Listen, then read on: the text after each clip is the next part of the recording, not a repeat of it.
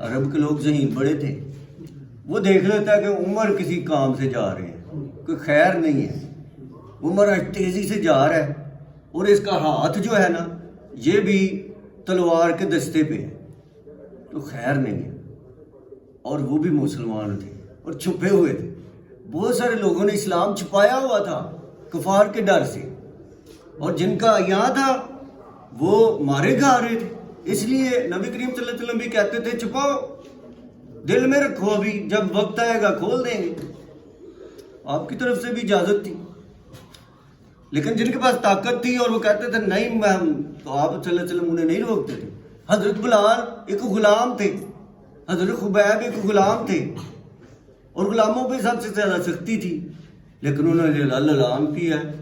حضرت ابوبکر کو نبی صلی اللہ علیہ وسلم نے بھیجا ہے کہ بلال کو جا کے کہو کہ دل میں کہہ لیا کرے یہ امیہ بن خلف سے بچے۔ تو بلال کہتے ہیں کہ نہیں، مجھے مزہ ہی بڑا آتا ہے، مجھے کلمہ اونچی پڑھنے کا مزہ ہی بڑا آتا ہے۔ جب وہ کہتا نعوذ باللہ کہ محمد کو گالی دو اور اس تکلیفیں دیتا، سلاخیں گرم کر کے لگاتا اور اوپر پتھر رکھتا اور کہتا کہ ایسا کہو، تو وہ آگے سے کہتے آہاد آہاد آہاد۔ انہوں نے برملا بھی اعلان کیا، تو دوسرے مسلمان جو ہیں چھپے ہوئے بھی کچھ تھے۔ بہرحال حضرت عمر جا رہے ہیں، اس آدمی نے کہا کہ عمر کہاں جا رہے ہو؟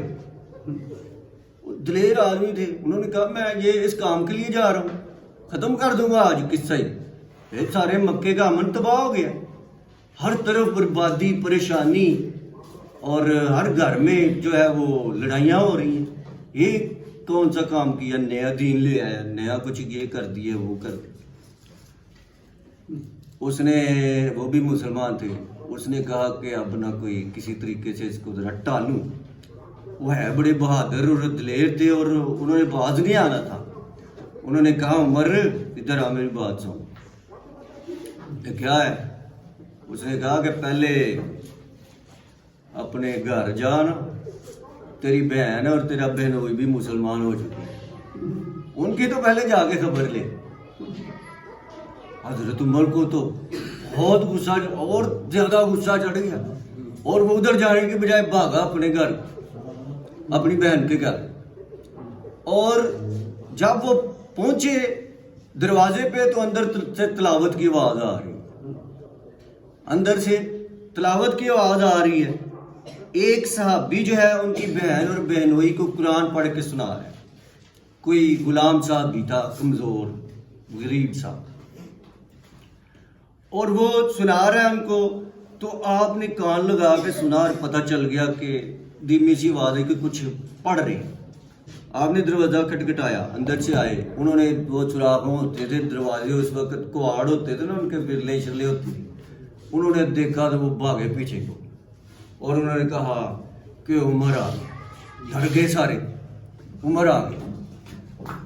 اب وہ جو پڑھ رہا تھا قرآن پاک اس کو چھپایا، اور دونوں بہن اور اس کا شوہر جو ہیں وہ سیدھے سادھے ہو کے بیٹھ گئے، دروازہ کھولا۔ عمر نے کہا کہ کیا پڑھ رہے تھے؟ ان کی بہن نے کہا کہ ہم تو آپس میں باتیں کر رہے تھے۔ اس نے کہا نہیں باتیں نہیں تھی، میں نے تھوڑا بہت سنا ہے، تم کچھ پڑھ رہے تھے۔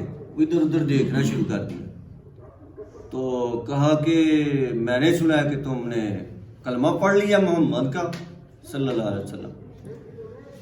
تو وہ اب ایک دوسرے کا منہ دیکھنے لگ گئے، اور پھر انہوں نے مناسب نہیں سمجھا کہ اب چھپانا، پتہ لگ چکا ہے۔ انہوں نے کہا کہ ہاں ہم نے کلمہ پڑھ لیا۔ حضرت عمر کو تو غصہ بہت زیادہ آیا ہوا تھا، انہوں نے بہن کو لگائیں، کچھ بہنوئی چڑھانے آیا تو اس کو لگائیں، بلکہ ان کے اوپر چڑھ گئی اور ان کی گردن دبا رہی۔ تو ان کی بہن نے پھر ان کو زور سے کھینچ کر جو ہے نا وہ پیچھے کرنے کی کوشش کی، تو انہوں نے ایسے مارا اس کو، وہ دور جا کے گری اور کسی چیز کو ماتھا لگا، سر پھٹ گیا۔ تو جب خون نکلا تو عمر نے ایسے دیکھا تو خون نے اپنا رنگ دکھایا، بہن جو تھی. تو جب بچے کو بے شک آپ خود مارے اپنے بچے کو اور اس کو زیادہ لگ جائے، کہیں خون نکل آئے تو دل اسی وقت پھٹک جاتا ہے.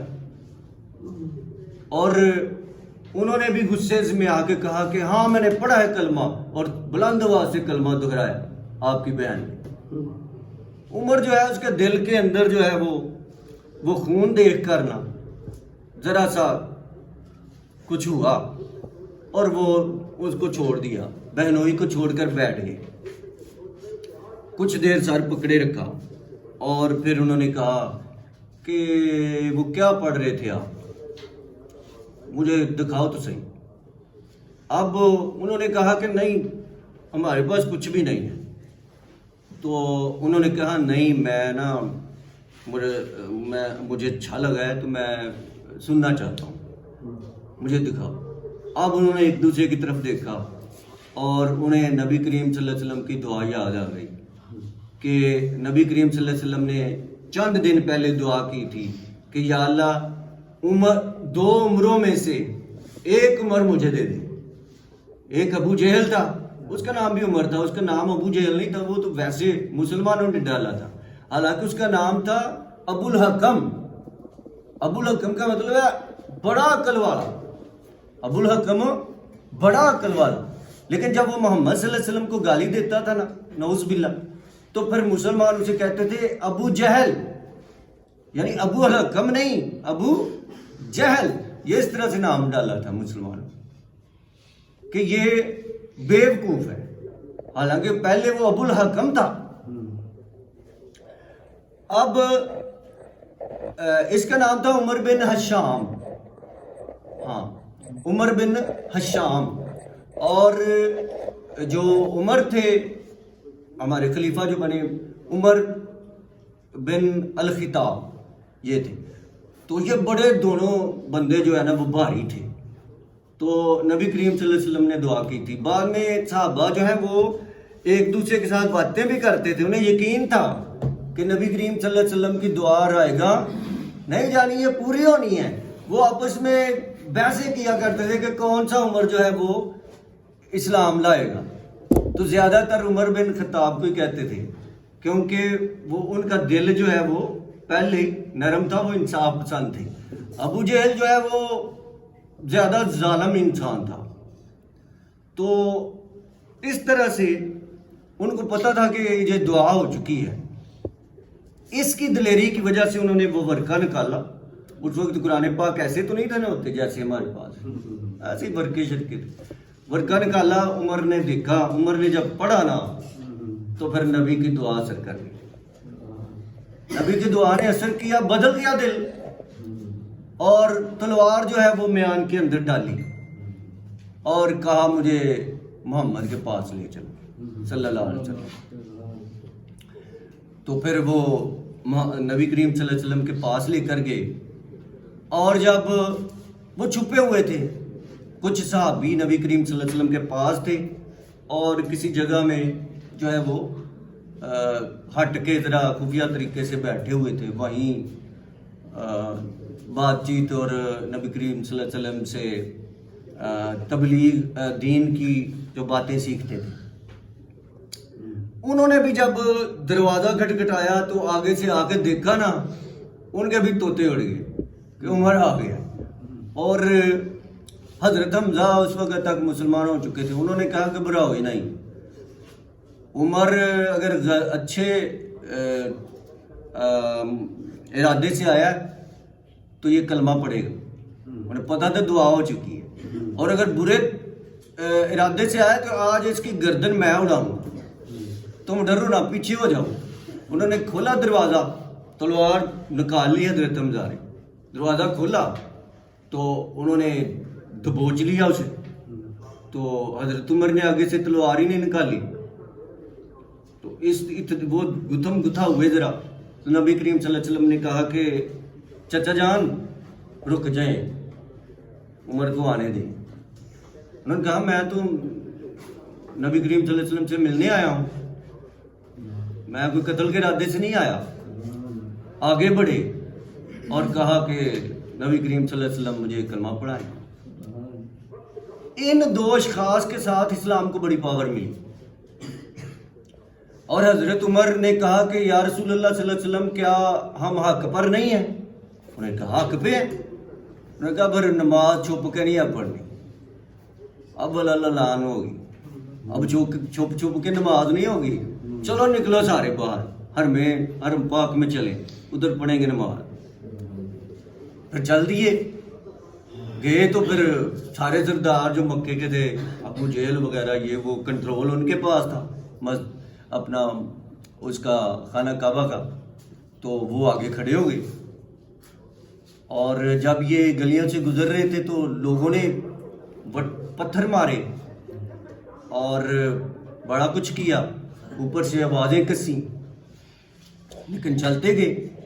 بالآخر وہاں پہنچے تو پھر لڑائی شروع ہو گئی. پھر نبی کریم صلی اللہ علیہ وسلم بھی زخمی ہوئے, صحابی بھی زخمی ہوئے.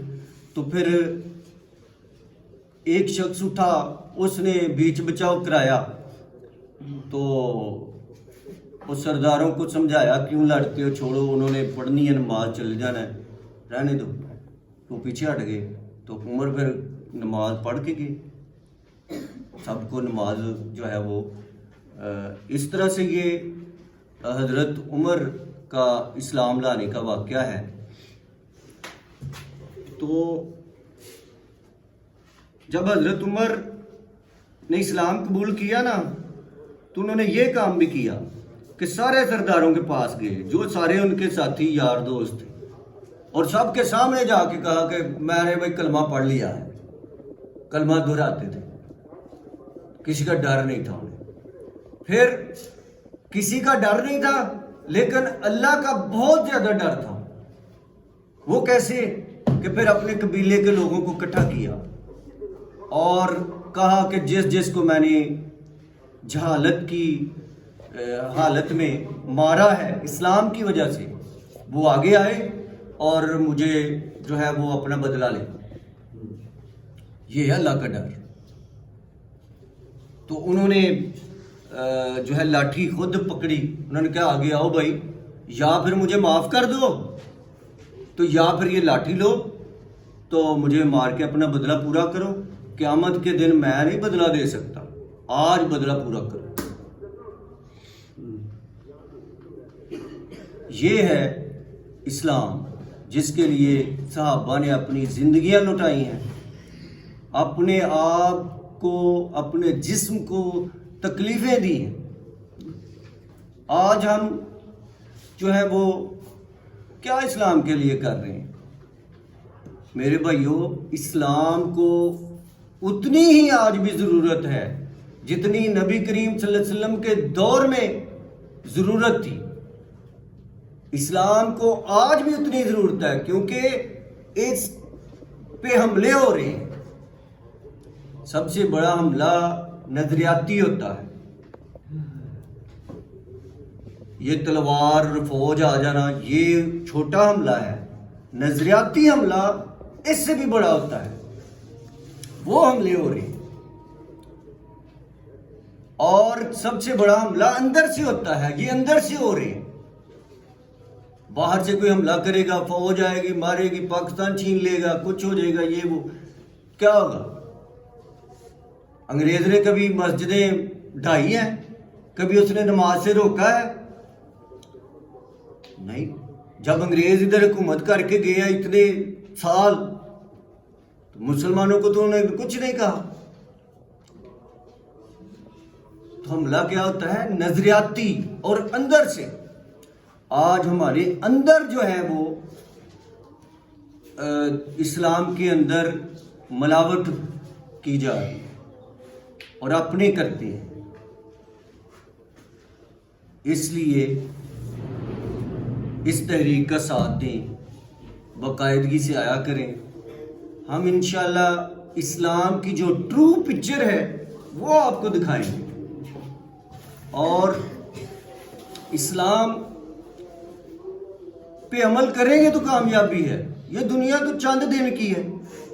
اصل کام اور اصل کامیابی دنیا کی نہیں ہے. آخرت کی، یہاں تو چند دن کے لیے آئے ہیں۔ دیکھیں یہاں سے ہم باہر جاتے ہیں، اپنی جان داؤ پہ لگا کے جاتے ہیں، یہ ڈینکی لگاتے ہیں لوگ، مرتے بھی ہیں لوگ، لیکن پھر بھی جاتے ہیں، جان کا خطرہ ہوتا ہے، ہو سکتا ہے رستے میں مر جائیں، لیکن پھر بھی جاتے ہیں۔ کس لیے؟ کامیابی کے لیے۔ اور کامیابی کون سی ہے؟ دنیا کی۔ کتنی دیر کے لیے ہے؟ زیادہ سے زیادہ 60 سال، 70 سال، 80 سال۔ جو ہمیشہ کی کامیابی ہے اس کا پتہ ہی کوئی نہیں۔ اصل کامیابی تو وہ ہے، اللہ نے تو ایک امتحان کے لیے، پتہ بھی ہے سب کو، اللہ نے تو ایک امتحان کے لیے بھیجا ہے، جو یہ امتحان دیا، اور ہم اسی امتحان جو ہے وہ اس کو بھولے ہوئے ہیں اور اس دنیا کی رنگینی میں کھو گئے ہیں۔ اتنی خوبصورت دنیا، جب تک شیطان رہے گا حق و باطل کی جنگ جاری رہے گی، جب تک شیطان رہے گا۔ یہ نہیں ہے کہ اس وقت کی ضرورت تھی اسلام کو اور آج کوئی نہیں ہے، میں کہتا ہوں آج اس سے بھی زیادہ ہے۔ آج مسلمان مشرک ہیں، نام مسلمان ہے، شرک کر رہے۔ کون کروا رہا ہے؟ اسلام کی تبلیغ کرنے والے کروا رہے ہیں، اور پھر دوسرے فرقوں کو کافر کہتے ہیں۔ ہماری تحریک کا مقصد ہے لا تفرقو، اللہ کا حکم ہے، رسول کریم صلی اللہ علیہ وسلم کا حکم ہے تفرقہ نہ کرنا، حرام ہے۔ ہم کہتے ہیں بریلوی، پہلے تو یہ ہے کہ ہمیں پتہ ہی نہیں ہے، ہم دین سے کوئی توجہ ہی نہیں ہے، انٹرسٹ ہی نہیں ہمیں، کہ ہمیں پتہ ہی نہیں ہم کون ہیں۔ ٹھیک ہے، میں کہتا ہوں نہیں پتہ ہونا چاہیے، لیکن سب کو مسلمان سمجھے، یہ نہ کریں یہ وہابی ہے، یہ فلانا ہے، یہ فلانا ہے۔ بھائی وہ قرآن کو مانتا ہے، حدیث کو مانتا ہے، وہ جو ہے وہ کلمہ پڑھتا ہے، تو ٹھیک ہے، آپ کسی کو برا نہ کہیں، کیوں کہیں گے؟ اس کے دل کی تو اللہ جانتا ہے، ہو سکتا ہے آپ سے اچھا ہو۔